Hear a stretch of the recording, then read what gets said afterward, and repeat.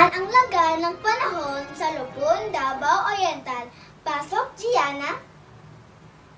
Magandang araw po sa inyong lahat. Ako po si Gianna Caitlin S. Oloroso at narito ang ulat panahon para sa Lupon, Davao Oriental. Sa ating lugar ngayong araw, inaasahan ang bahagyang maulap hanggang maaraw na panahon sa maghapon.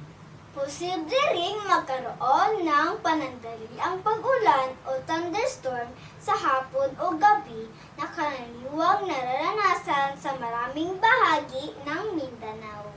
Ang temperatura sa Lupon ay maaaring umabot sa humigit kumulang 31 hanggang 30 degrees Celsius sa tanghali, habang ang pinakamababang temperatura naman sa gabi at madaling araw ay nasa 24 hanggang 23 degrees Celsius. Mahina hanggang katamtaman naman ang ihip ng hangin at maaaring maging medyo maalinsangan o humid ang pakiramdam dahil sa init ng panahon. Pinapayuhan ang mga residente na magdala ng payong o kapote sakaling umulan sa hapon. Uminom ng maraming tubig upang maiwasan ang dehydration.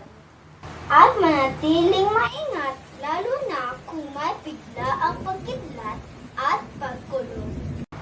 Para sa mga mangingisda at mga naglalayag sa dagat, ipinapayo rin na maging mapagmatsyag sa lagay ng panahon bago bumayahe.